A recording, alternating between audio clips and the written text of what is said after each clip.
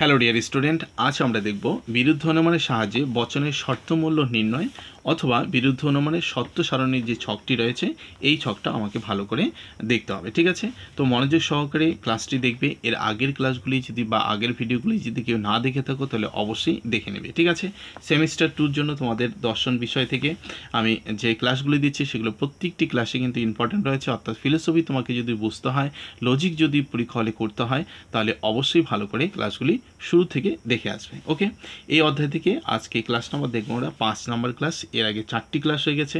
তো চলো ক্লাসটি কন্টিনিউ করো এবং যারা নতুন রয়েছে অবশ্যই চ্যানেলটি সাবস্ক্রাইব করে নেবে। ঠিক আছে, ওকে। তো এখানে একটা তোমরা টেবিল দেখতে পাচ্ছ, এটা হচ্ছে টেবিল নাম্বার প্রথম, অর্থাৎ প্রথম ছক। হ্যাঁ, ঠিক আছে, প্রথম ছক। আমরা জানি যে বচন কয়টি রয়েছে? টোটাল 4টি বচন রয়েছে, এ, ই, আই এবং ও বচন রয়েছে। দেখো, এর আগে আমরা দেখে নিয়েছিলাম যে বিরুদ্ধ অনুমান করার নিয়ম কিছু রয়েছে, যে একটি বচন সত্য হলে আরেকটি বচন কী হয়? মিথ্যা হয়। ঠিক আছে, তো সেই অনুযায়ী 4টি বচন রয়েছে। 4টি বচনের যদি আমরা বিরুদ্ধ বচন করি তাহলে সেখানে দেখা যাচ্ছে যে 8টি বচন হচ্ছে। ঠিক আছে, এই 8টি বচনের কোথায় কোথায় মিথ্যা হচ্ছে, বা কোন বচনটি সত্য হলে কোন বচনটি মিথ্যা হবে, বা কোন বচনটি অনিশ্চিত হবে, সেটা আমি তোমাদের বুঝিয়ে দিচ্ছি। অবশ্যই ভালো করে দেখবে এবং কোথাও বুঝতে না পারলে কমেন্ট বক্সে কমেন্ট করে জানাতে ভুলবে না। দেখো, প্রথমে আমরা এ বচন নিলাম। এ বচনের বিরুদ্ধ হবে হচ্ছে ই বচন, আই বচন এবং ও বচন। মানে এ বচন ছাড়া যে 3টি বচন রয়েছে সেই 3টি বচনই এ বচনে বিরুদ্ধ বচন হতে পারে। যদি এ বচনটা শর্ত হয়, অর্থাৎ প্রথম যুক্তিবাক্য যদি এ বচন থাকে, এ বচনটা যদি শর্ত হয়, তাহলে ই বচনটা কী হবে? এখানে মিথ্যা হবে, অর্থাৎ সিদ্ধান্ত আমাদের মিথ্যা হবে। আবার এ বচন যদি শর্ত হয় তাহলে আই বচন কী হবে? শর্ত হবে। আবার এ বচন যদি শর্ত হয় তাহলে ও বচন কী হবে? মিথ্যা হবে। ঠিক আছে, এই নিয়মগুলো কিন্তু আমি করিয়েছি আগের ক্লাসগুলো, অবশ্যই ভালো করে দেখে নেবে, তাহলে এই টেবিলটা বোঝা তোমাদের আরও সহজ হবে। এবার এ বচন যদি মিথ্যা হয় তাহলে ই বচন হবে অনিশ্চিত, আবার আই বচন কী হবে? অনিশ্চিত, আবার ও বচন সে কী হবে? শর্ত হবে। ঠিক আছে, এ বচন যদি মিথ্যা হয় তাহলে এই 3টে বচন কীরূপ হবে সেটাই এখানে বলা রয়েছে। বচনের বিরোধিতা যে আমরা দেখেছিলাম, সেখানে হচ্ছে যুক্তিবাক্য রয়েছে, সেই যুক্তিবাক্য থেকে কীভাবে সিদ্ধান্ত নিশ্চিত হয় সেই বিষয়গুলি দেখলে কিন্তু এই টেবিলটা আরও সহজভাবে তোমরা বুঝতে পারবে এবং বিষয়গুলি বোঝা তোমাদের একেবারেই কঠিন মনে হবে না।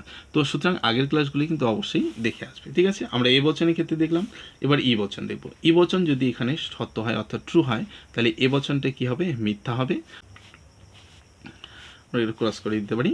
তো ই বচন যদি শর্ত হয় তাহলে এ বচনটা হবে মিথ্যা, অর্থাৎ ই বচন যদি প্রথম যুক্তিবাক্য শর্ত হয় তাহলে এ বচন অর্থাৎ সিদ্ধান্তে আমাদের মিথ্যা হবে, সিদ্ধান্তটি যে আসবে সেটা মিথ্যা হবে। ওকে, তো যুক্তিবাক্য কী, সিদ্ধান্ত কী, সেগুলো এখানে আর বলছি না, তোমরা আগের ক্লাসগুলো অবশ্যই দেখে নেবে, সেখানে সম্পূর্ণরূপে আমি তোমাদের বুঝিয়ে দিয়েছি।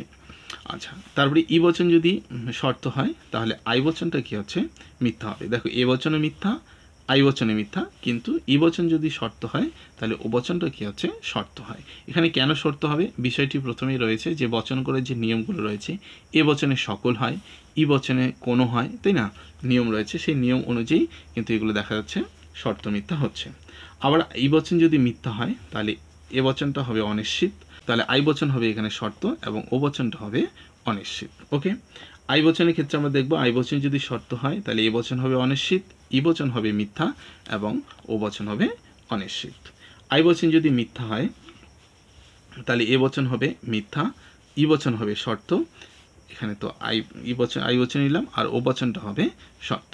ওকে, এবার ও বচন আমরা দেখব, ও বচন যদি ট্রু হয় অর্থাৎ সত্য হয় তাহলে এ বচন হবে মিথ্যা, ই বচন হবে অনিশ্চিত, আই বচন হবে অনিশ্চিত। ওকে, আবার ও বচন যদি মিথ্যা হয় তাহলে এ বচন হবে শর্ত, ই বচন হবে মিথ্যা, আবার আই বচন হবে শর্ত, অর্থাৎ ট্রু হবে। ঠিক আছে, তো অবশ্যই এই টেবিলটা ভালো করে টুকে নেবে। ঠিক আছে, টুকে নিয়ে আগের ক্লাসগুলি ভালো করে দেখবে, দেখার পরে কিন্তু তুমি এই বিষয়টি ক্লিয়ারলি বুঝতে পারবে যে কেন একটা অনিশ্চিত হচ্ছে, কেন মিথ্যা হচ্ছে, কেন শর্ত হচ্ছে, একটা বচনে বিরুদ্ধ অনুমান কেন এরকম হয়, ইত্যাদি বিষয়গুলি সম্পূর্ণরূপে বুঝতে পারবে। ঠিক আছে, ওকে।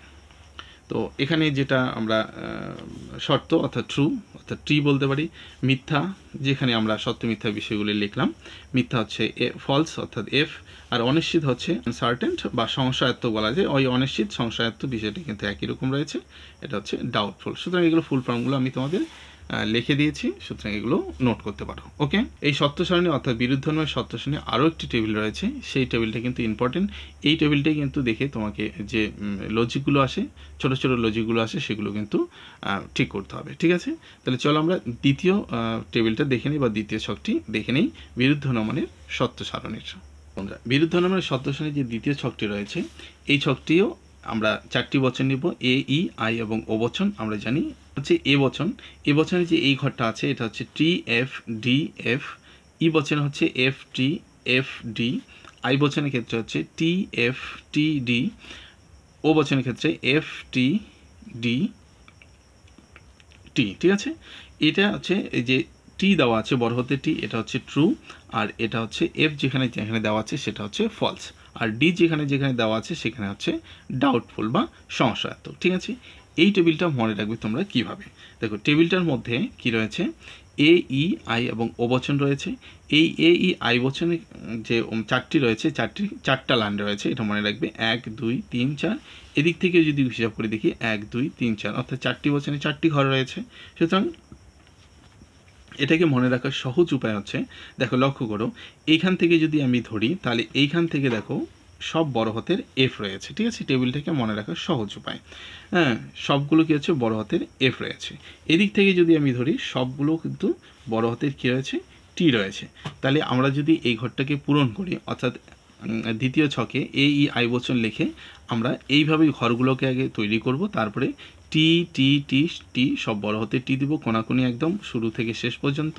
তারপরে এদিক থেকে আবার নিচের থেকে উপরের দিকে যখন আমরা যাব, অর্থাৎ প্রথম থেকে শেষ অবধি, সেখানে হচ্ছে বড় হাতের এফ এফ এফ এফ দিব। ঠিক আছে, এবার মাঝখানে যে দুটো ঘর ফাঁকা থাকবে সেখানে একটা বড় হাতের ছোটো হাতের এফ, একটা ছোটো হাতের টি দেবো। ঠিক আছে, ঠিক একই রকমভাবে দ্বিতীয় ঘরে যে ফাঁকা থাকবে, অর্থাৎ দ্বিতীয় লাইনে এর ঘরে হচ্ছে ছোটো হাতের এফ, মানে এটা আর এটা কিন্তু সমান, এই যে এফ টি যেমন আছে এফ এবং টি পড়ে থাকবে। তারপরে তৃতীয় ঘরে আমরা এটা ডি, অর্থাৎ এটা পড়ে থাকবে, তাহলে ডি এবং ডি লিখবো, অর্থাৎ সংশয়াত্মক অর্থাৎ ডাউটফুল। তারপরে নিচের দুটো ঘরে লিখবো ডি ডি, অর্থাৎ সংশয়াত্মক বা ডাউটফুল। ওকে, এইভাবে এই ঘরটি মনে রাখবে। এই ঘরটা কিভাবে করতে হবে, অর্থাৎ পরীক্ষা হলে কী টাইপের প্রশ্ন হবে, এই বক্সটা মনে রেখে কিন্তু কোনটি শর্ত কোনটি মিথ্যা নির্ণয় করতে হবে। ঠিক আছে, সেগুলো আমি তোমাদের নেক্সট ক্লাসে দেখিয়ে দিব। তারপরে যেটা রয়েছে টি, যেটা টি আছে সেটা হচ্ছে ট্রু, এফ এফ হচ্ছে মিথ্যা, যেটা ছোট হাতের বা বড় হাতে থাকুক না কেন, ডি হচ্ছে সংশয়াত্মক বা হচ্ছে ডাউটফুল। ঠিক আছে, এই অধ্যায় থেকে যে প্রশ্নোত্তরগুলো রয়েছে সেই প্রশ্ন এবং তার সাথে উত্তরগুলোও করিয়ে দেব। ওকে বন্ধুরা, তো ক্লাসটি এ অবধি রাখছি। ক্লাসটি যদি কেউ কোথাও বুঝতে না পারে অবশ্যই কমেন্ট করে জানাবে, এবং ক্লাসটি যদি কেউ বুঝে থাকো, ভালো লেগে থাকে, অবশ্যই চ্যানেলটি সাবস্ক্রাইব করবে এবং বন্ধুদের মাঝে শেয়ার করতে ভুলবে না। ঠিক আছে, তাহলে চলো দেখা হচ্ছে পরের ক্লাসে।